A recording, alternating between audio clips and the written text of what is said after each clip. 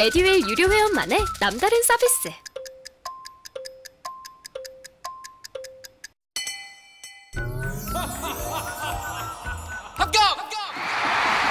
합격하고 돈도 받는 혜택. 오직 에듀윌 유료 회원에게만. 에듀윌. 무료 합격!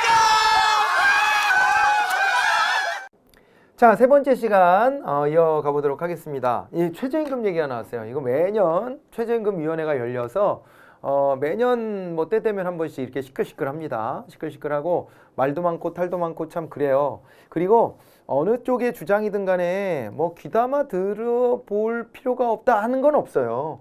양쪽 다 나름의 논리를 가지고 있고, 그러면 이제 우리 입장에서 어느 정도까지 최저임금이 맞춰지는 게 타당하냐에 대해서 고민해 보지 않을 수가 없습니다. 네, 그런 건데 이거 한번 볼까요? 내년도 최저임금 시급 9,860원이다 이렇게 되어 있습니다. 9,860원. 자, 그래서 올해보다 2.5%가 올랐다 이렇게 이제 되어 있어요. 매해 최저임금이 오르지 않은 해는 없었던 것 같은데 경제가 조금 어렵다 싶으면 많이 못 올리고, 또 그 다음에 너무 또 최저임금이 처져 있는 거 아니야? 라고 해가지고 우려스러울 때는 최저임금이 조금 빠르게 올라가고 이랬던 것 같습니다. 그리고 이거의 논쟁의 정점은 이제 벌써 6년 전이네요. 6년 전 대선 기간에 이 노동자들의 표를 얻으려고, 그때는 또 이제 촛불 시위 같은 걸로 정권이 바뀌는 타이밍이어서 국민들이 원하는 거 다 들어주겠다 거의 이런 식의 분위기까지 형성되다 보니까 최저임금 올려달라라는 노동계의 요구를 여야 후보 너나 나나 할 것 없이 다 그때는 공약하고, 제가 정권을 잡으면 뭐 빠른 시일 내에 최저임금 10,000원대를 열겠습니다 이런 걸 뭐 약속하기도 하고 그런 적이 있었습니다. 네, 그러고 당선되었던 문재인 당시 대통령이 임기 내에 10,000원을 뭐 임기 내도 아니에요. 집권하고 3년 만에 10,000원에 도달하겠다라고 약속했었던 부분이라 그거를 또 강하게 드라이브를 걸었었는데 또 이제 보면은 반대하는 목소리도 꼭 있다 그랬잖아요. 그러니까 너무 빠르게 또 최저임금 올리다 보면 그로 인해서 고용의 여력이 부족해지고, 그러다 보면은 오히려 실업자가 늘어나서 노동자들 보호하겠다고 최저임금 도입한 게 결과적으로는 또 더 많은 실업자를 양산할 수도 있는 거 아니냐, 이런 지적도 사실은 있거든요. 그렇기 때문에 요게 이제 그 반대 목소리가 아주 또 크게 나오는 바람에 제동이 좀 걸렸죠. 그러니까 이런 식이에요. 대선 때에는 노동자들의 목소리가 아주 커져가지고 그래서 그 노동계의 목소리를 다 받아들여서 다 공약으로 내걸었지만 막상 그거를 또 강력하게 밀어붙이려고 할 때는 숨죽이고 있었던 또 이제 반대편 이제 반대론자들이 아주 이제 강하게 어필하면서, 그러면서 이게 힘 대 힘이 부딪혀가지고 결국에는 속도 조절에 들어갈 수밖에 없었는데 이 속도 조절에 들어가면서 그러면서 마침 또 코로나 사태까지 터져버려가지고 그래서 결국에는 10,000원 시대는 아직도 안 열리고 있습니다만 거의 10,000원에 근접해버렸어요. 예. 뭐 이제 이러저러한 논란들도 있고 뭐 아주 시끄럽게 논쟁들도 벌어지고 요렇게 했었습니다만은, 그랬습니다만은 어쨌거나 이렇게 10,000원에 근접해 가고 있는 거 보면 참으로 참 그렇게까지 논쟁을 많이 하고 그렇게 시끌시끌했는데 몇 년 차이로 뭐 내년 정도면 이제 10,000원에 간다 안 간다가 진짜로 간당간당 할 것 같죠, 그죠? 그런 정도 수준이네요 지금. 네, 그렇게 이제 진행은 되고 있습니다. 내년도 최저임금이 올해 최저임금 9,620원보다 2.5% 인상돼서 9,860원이 됐습니다. 얼마 올라간 거예요 지금? 240원이 올랐잖아요. 그죠? 240원이 올랐는데 그럼 여기서 240원 더 해봐요. 딱 240원 더 해보면은요 1,100원 되는 거 아닙니까? 1,100원? 그러면 여기서 말이에요 240원이 또 올라가면 내년에 인상률은 2.5%보다도 더 아래예요. 그죠? 아래예요. 그러니까 2% 조금만 더 올라도 10,000원이 되는 거란 말이에요. 9,860원 기준으로 2.5%면은 240원보다 더 커지니까, 그러니까는 약 한 2% 조금만 넘어도 내년에 이제 10,000원이 될 가능성이 매우 커져 있는 상태, 그렇게는 되어 있습니다. 자, 이제 아무튼 근데 여기서는 중요한 건 그래요. 항상 최저임금위원회 노동자위원이 있고 사용자위원들이 있는데 정부위원들이 또 이제 끼어 있단 말이에요. 정부위원들이 끼어 있는데 그분들은 이제 공익위원이라 그래요. 공익위원이라 그러는데 제가 예전에 공익위원 하시는 분한테 공부한 적이 있었습니다. 대학원에서 공부할 때 이 공익위원으로 활동하시는 분이 이제 저희 교수님으로 이제 강의를 해주셨는데 그때 제가 용감하게 딱 질문을 했거든요. 세간에 보면은 노동자위원과 사용자위원이 대립할 때 공익위원들이 대체로 노동자 쪽의 편을 들기보다는 대체로는 사용자 쪽의 입장을 좀 옹호하여 표결이 약간 좀 노동자들이 주장하는 게 관철이 잘 안 된다는 지적도 있는데 그런 거에 어떻게 생각하시냐 이랬더니 굉장히 불쾌하셨어요. 굉장히 불쾌하셨습니다. 그때 답이 희한하게 돌아왔어요. 희한하게 돌아왔는데 저한테 이제 뭐 자기 같은 사람이 끼어 있으니까 뭐 불공정할 수 있을 것 같긴 하다 이런 식으로 약간 좀 되게 불쾌해서 돌아오는 답이 있어서 제가 잊을 수가 없는데 어쨌거나 뭐 이분들도 양심에 따라 공익위원들도 양심에 따라서 자신들의 이제 어떤 판단 기준들을 이 안에 녹여낸다라는 그런 메시지로 전 들었습니다. 그 대답을 그렇게 들었는데 그렇게 불쾌할 정도면은 자율성이 있는데 왜 그런 소리를 하냐 이렇게 대답하신 거잖아요. 그런데 요게 공익위원들이요 정부의 방향성을 거의 대변해요. 그러니까 이제 뭐 여기에 다 전문가들이거든요. 박사급들이 다 들어가 있는데 그럼에도 불구하고 이제 뭐 막상 표결될 때 보면은 정부의 방향성에서 막 어긋나긴 좀 어렵죠. 그러니까 이제 정부가 최저임금을 그러니까 대통령 공약이 가능한 거 아니에요? 대통령이 최저임금을 10,000원시대 열겠습니다. 그럼 자기가 막 결정하는 게 아닙니다. 이렇게 최저임금위원회를 통해서 해야 되는데 왜 자신하는 거죠?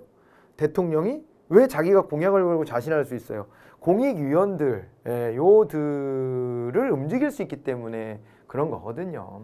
그래서 이제 그런 면을 지적하는 질문이었으나 아무튼 저만 핀잔을 들었던 것 같은데 뭐 항상요 노동자 위원들은요 많은 걸 제시해요. 그래서 자 이제 제가 이런 말씀 드리려고 한 겁니다. 공익위원들이요 대체로는 그러니까 그 문재인 정부 초기에 그 공약을 실현하려고 했던 그 잠깐 시기 정도를 제외하고는 대부분은 우리가 이제 평가하기를 노동자 위원은 엄청나게 높은 액수를 탁 던져놔요.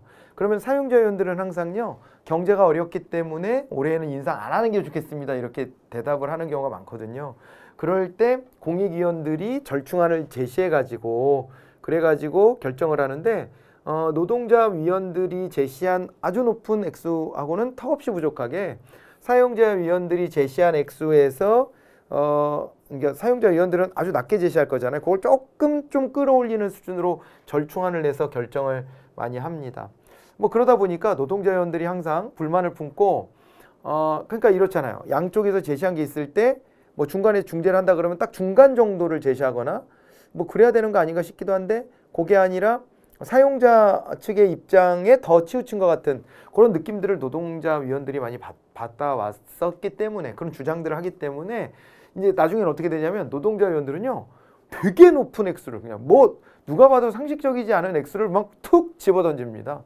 툭 집어던져 놓고 결국에는 이제 나중에 가서 우리 입장을 반영하지 않는다면서 막 박차고 나가고 이런 일들이 반복되는데 왜 그런 전략을 쓸까라고 생각해 보면 그래도 차라리 어차피 노동자 측 편을 국가도 들어주기 어렵다면 국가 입장은 그렇잖아요. 경제가 갑자기 그러다가 진짜로 많이 어려워질까 봐 걱정을 많이 할 거 아닙니까? 그러다 보니까 사용자 위원 쪽에 요게 조금 치우친 듯한 오해도 사는 건데 그럴 때 노동자 측에서 쓰는 전략은 그렇다면은 여론의 압박이라도 받으라고 저 높은 액수를 탁 집어던져 놓고 어떻게 하나 지켜보는 거죠. 그런 식으로 하는 전략들이 지금 이제 사용되고 있는 것 같아요. 그러다 보니까 또 반작용으로 사용자 위원들은 올리면 안 됩니다. 뭐 이렇게 얘기하고 서로 이런 대립들이 항상 있습니다. 자 이번에는요 노동자원 한 명이 뭐 그랬잖아요. 뭐 지금은 노동자들이 뭐 과격 시위 같은 것들을 뭐 막겠다 하고 막 그런 일들이 있었는데 그 과정에서 한 명이 구속이 됐습니다. 그래서 이제 해촉이 되고 이 가운데 공익위원들이 사용자 위원들의 손을 들어준 셈입니다. 근데 이 기사는 항상 이렇게 나온다니까요, 실제로. 예. 현재 9,620원인 최저임금이 내년 1만 원으로 인상될 경우 일자리가 최대 6만 9천 개 감소할 것이라는 주장이 제기가 됐다고 하는데 이게 사용자 측에서 이런 연구를 용역을 줘가지고 이런 발표를 했어요. 일자리가 너무 줄어들면 노동자들한테 이로운 게 아니지 않냐.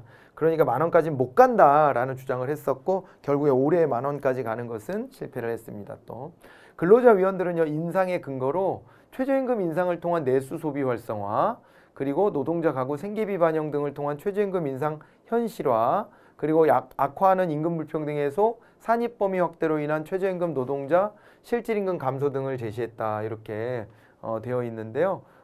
소비자 물가 전망치로 환산한 2024년도 적정 생계비가요. 시간당 14,465원이래요. 이거 환산을 계산해 보면 노동자 가구의 경상소득 대비 노동소득의 평균 비율이 84.4% 그러니까 노동자 가구가 벌어들이는 평균 노동소득의 평균 비율이 이게 이제 전체 평균에 좀 못 미쳐서 100에 못 미쳐서 84.4니까 그거를 반영해 가지고 시간당 뭐 우리가 이제 적정 생계비를 14,465원이라 치면 여기에 84.4%를 계산해 보니까 14,465원에 84.4%가 여기 이제 12,210원이라 노동계산 처음에 저걸 주장했대요. 12,210원.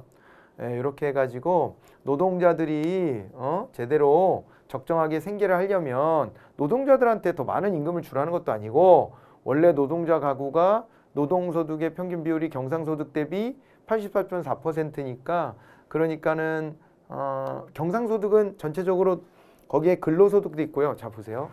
이 소득을 이렇게 나눠야 되거든요. 소득의 종류를요. 정기적으로 들어온 걸 경상소득이라 그러고 비정기적으로 들어오는 걸 비경상소득이라 그래요. 이렇게 하는데 이 경상소득 안에 포함되는 게 이게 이제 근로소득이 여기에 있는 거죠. 근로소득이 있고 그 다음에 이제 여기 사업소득이라는 게 있어요. 사업 및 부업소득이라는 것도 있고 그리고 이제 재산소득이 있죠. 재산소득이 있고 그 다음에 이전소득이라는 것도 있어요. 근데 이 경상소득 안에서 근로소득이 차지하는 비중이 84.4%고 노동자들은 대체로 근로소득에 의존해서 산단 말이에요.